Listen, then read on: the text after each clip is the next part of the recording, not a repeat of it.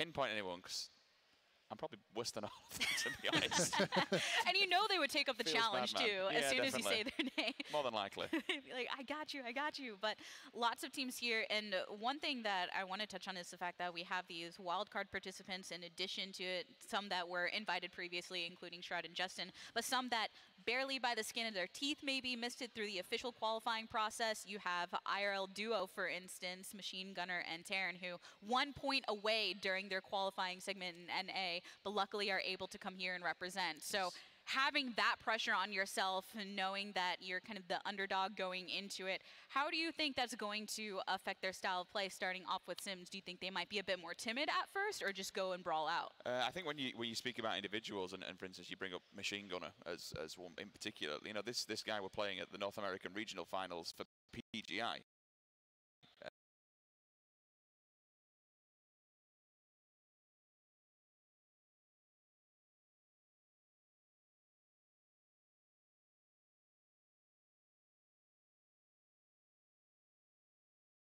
He were on the main stage. Definitely, if you ever get a chance to go back and watch the clips from him, like they're going to the team comms, they're all just singing away, just having a laugh, and that's kind of what he brings to the table. He's a fun player, he enjoys playing, but still beneath that, there's a damn good player. There's a very, you know, who plays at a high level on the scrim servers and stuff like that.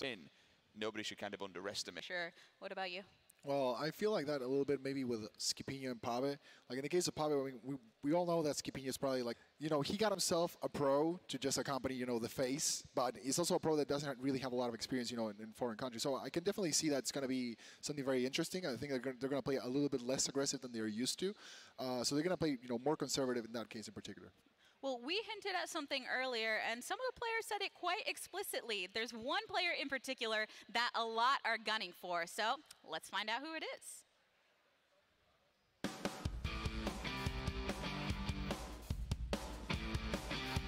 On stream, we have always one question, is like, are you better than Shroud? Yeah. それはスパイギアと話してシュラウドです。I'm coming for Shroud. All right, I'm coming for you, Mike. I would love to take out Shroud and J9. I did watch Shroud when he played CS. The way he aims in any game it annoys me because I don't think I'll ever be as good as what he does. He's insane at every single game he plays. I've ran into Shroud a few times in pubs and got destroyed by him. You know, I'm gonna say that it was because I didn't have real guns. That's gonna be my excuse. But Shroud's an incredible player. To be able to compete in like the same tournament as him and measure my skills, you know, if we do run into each other, is a great opportunity.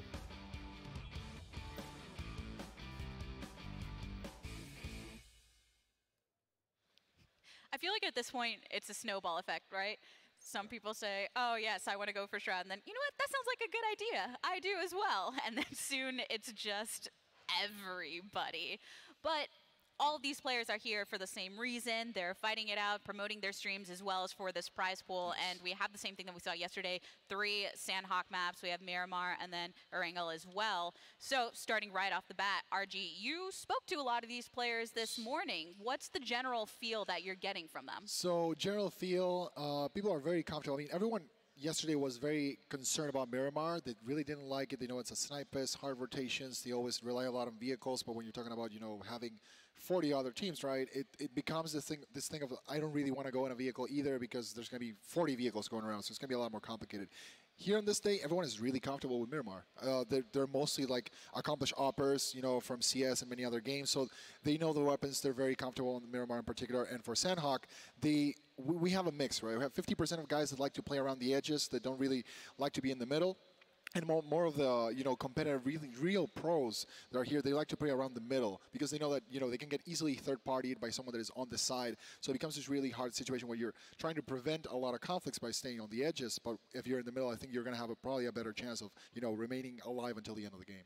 Yeah, and interestingly enough, even though this is day 2 for the grand finals, it's day 1 for these players that we're seeing today. So, Sims, do you believe that it's going to mirror day 1 in a lot of ways, then seeing that easing into it? I think this is a harder lobby, personally, than yesterday. That's no disrespect to anyone in the lobby from yesterday. But just when we can bring up the list, and I'm not going to start flying through it, but there's so many names that I recognize from pro scene, from streaming, from various different regions and stuff like that. Like, there's some really, really big heavy hitters in there.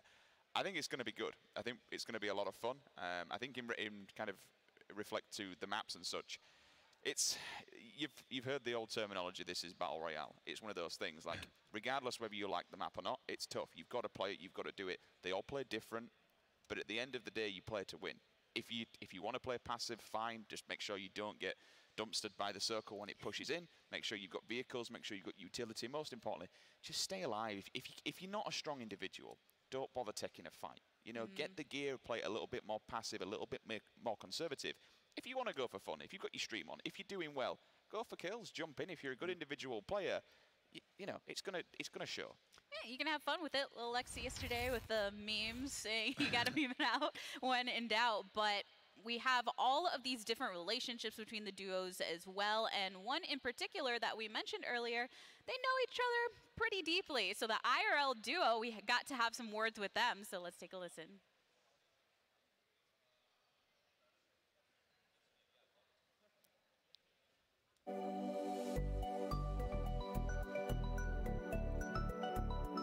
Machine Gunner, Owen.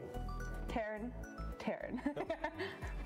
We met on my stream, actually. She came on my stream and she called me good looking, and you know, obviously I'm a gamer, so she was like the first girl that just ever called me hot. So I was just like, oh my god, I just got called hot by a girl. It was pretty intense. Supposed to show how easy I guess I was, but you know. And then she became a mod, and then my girlfriend. And then fiance. And then fiance. We work well together, play well together, communicate well. We're just good. It is good. Yeah, it's good. We're just good. I like to play tactical. I like to like really think things out and move around. So like. He's the shot caller. I'm the shot caller. I wear the pants in the relationship. Yeah, I just kind of exist. The streamer I admire the most is probably Trick. He's like genuinely like one of the nicest dudes you could ever meet. He does like a ton for charity, and like he never asks for recognition of anything. I'd say I definitely admire him as a streamer. I have a lot of streamers I look up to, like Shroud and Ninja, and it just keeps me like thriving at it and going at it. What annoys me about Godspeed? His beard, because it's just better than mine. A lot better than yours. It's a very nice beard. It is a nice beard. The interaction with people draws me into streaming. Like, it's an amazing feeling. Like, it's hard to explain. Like, you could go about your normal day and walk by thousands of people and just have zero interaction with them. Turn your video game on and talk to people from all over and just really get to know them. It's like a family to me, a second family, my stream. We really worked our butts off to try and get votes. We have a lot of friends that are streamers that all helped us. They all helped us out. It was fantastic. And we ended up getting 9,600 votes? I don't know how many votes, but we got a lot. I love you guys. And thank you guys for voting for us and getting us here. And I'll try not to let you down, but no promises.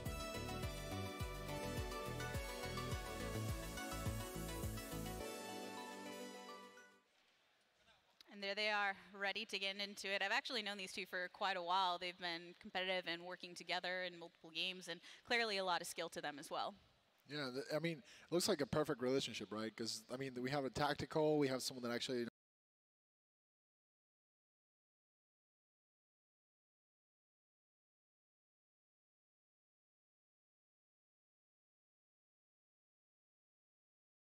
likes to go in, brawl, taking all the action. So it's definitely, it looks like one of those gamer couples. And you know what they say? The couple that games together stays together. That's what it's all about, right? But whether you're talking about yesterday, an aggressive player with a passive player, having that, the teams here today, Sims, are kind of intrigued you, especially watching some.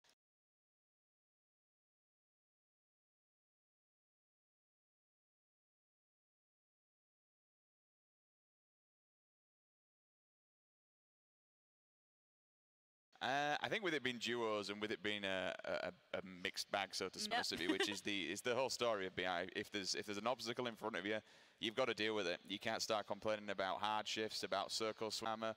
It is what it is. You've got to deal with it. And okay, there's some sort of element to bridging the potential RNG of being able to go to these high density areas, you know, but it's high risk, high reward. If you're going to go to a high density area, you're going to have players potentially in there. If you're going to go on the outskirts, you'd run the chances of not having as, you know, many meds or scopes, and you've got to get to the circle. You just got to pick your poison and run with it. It's one of those things. Yep, streamers and pro players, newer players and older players. It's a whole mix here. And then not to mention the different regions that are clashing, which doesn't get to happen very often. And we saw, for instance, the single OCE team yesterday represent American regions, some of the ones we don't get to see as often, been showing out so far. So far, Yalala and Papaya yesterday, show of skill yesterday. And today we have a team, we have a couple. This is one over there.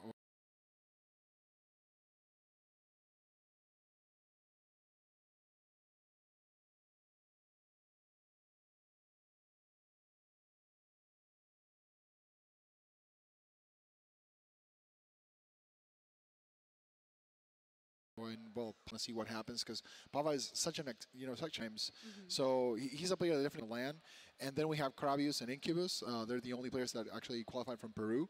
So being Peruvian players, and both of them also are accomplished, CS players as well. And one of them even played APB Reloaded professionally. So we have a lot of guys from Latin America that have a lot of experience. So I definitely see them that they're going to make some really, really good matches today. And a lot of these teams got chicken dinners yesterday with their prize. Today, if you get a chicken dinner, you get an actual chicken dinner, which is in a whole fancy box and everything for you. And if you're in the audience, you get to who's going to get the first one of the day. So casters, bring us into the action. Here by Matrim, and we are ready for game number 1 of day number 2. Matrim, we have an absolutely stacked lobby, and we already have a plane that's in the air, and they are already on the ground from the looks of it. So unless we're looking at a doppelganger game here. No, that's actually right. They are on straight into it. They're on the way down, and we are ready for game number 1. All right, so you can see a couple of people still up in parachutes right now, kind of tagging out, but uh-oh, look at this. We've got Shroud off on the side. We got Justin right next to him, but there is a duo that landed right beside them, so they're going to have to fight for a little bit of control over this area. Popping off in Shroud's stream right now, you can see managed to pick up an AK at this point.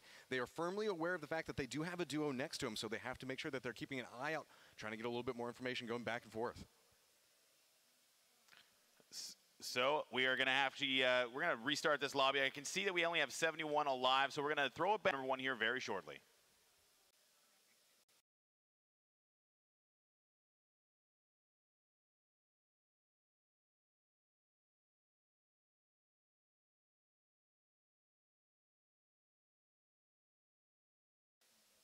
Looks like we're going to let Shroud just continue to loot here for a little while and see if we can find... It's always hey, nice. Look, it's us. It's us now.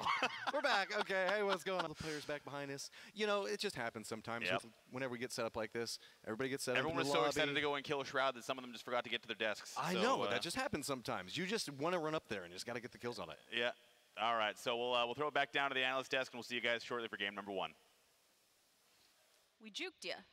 Yes, it was a good juke. Yep. We're the Jukes of Hazard. That's our name, yeah.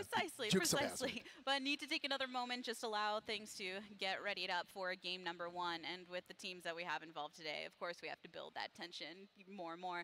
But Sandhawk, we got to see a lot of it yesterday. So as far as going into that as game number 1 once more, and we had our expectations of how people would end up playing that map. Sims, do you expect some just similarities in that aspect? It kind of ended up being a bit passive in the first game despite it being an aggressive map. I mean, he plays slightly different, right? The blue pushes in a lot faster, but also a lot more manageable, so you can kind of outrun it. It's adaptive to how many people are still alive. It changes up. It does adapt to the map, so to speak. Again, it's small enough that when the plane goes over, generally, you don't necessarily need vehicles to go to the circle. There's enough room to traverse across the map and get ahead of the curve. There's increased loot on the map. There's an increase, you get more. That's why when you drop, it's just littered with ARs and stuff. You're not kind of scavenging around, running with a handgun and just praying no one sees you. I don't want to say messy. It's definitely a controlled mess, because if you want to go somewhere, again, that you know there's going to be a lot of individual players, you can see scraps in duos. Like when you look at a squads environment, okay, there might be slightly more people, but they're in teams, and there's only 16 or 20 of them. When you look towards this, there's 40 individual teams, and everyone's just... You're just another target. You're just another obstacle in someone's way. When you got to get to the circle, the only thing you don't want to do is come in late, and then you've been punished. You're fighting from the blue. It's so hard to hit people when you're in the blue, because you're looking through the, through the circle wall. You're trying to get through. It's just a mixed match when you're looking down the barrel, and it can be a real pain. the player population curve on a map like Sanhok compared to Miramar is very different, as well as you're traveling through the match. And another difference when you're looking at other events where it's strictly pro players, you can anticipate where some teams are going to drop and where they might try and avoid early on. Here, it's a little bit different and a bit more sporadic. But as far as just generally popular drops within this map, RG, what do you think some of the biggest target areas are going to be? So everything related to compound, you know, and this is one of the things that I was talking with most of the teams here. I mean, it was either guys that like to go on compound, but they like to get out really fast. So it's loot fast and loot only at the beginning of the game, but because, I mean, afterwards, you're just going to be looting out of guys that you start killing, right? So the rest of the players. So it's you loot in probably for a minute or two, and after that, just run. Because otherwise, it's going to be full of people. Everyone's just going to go there and avoid compounds later on in the game because everyone's going to be camping inside the compound. So it becomes this thing of Sanhok has a really unique way to play it, and that's what I really like about the map. It's a map that allows you to be a little bit more creative. Because, for instance, there's a lot less utility as well. So players that rely a lot on smokes and stuff like that, they are forced to play in a very different way, as opposed, for instance, Miramar, where smokes are essential and everyone is always using smokes just to move around.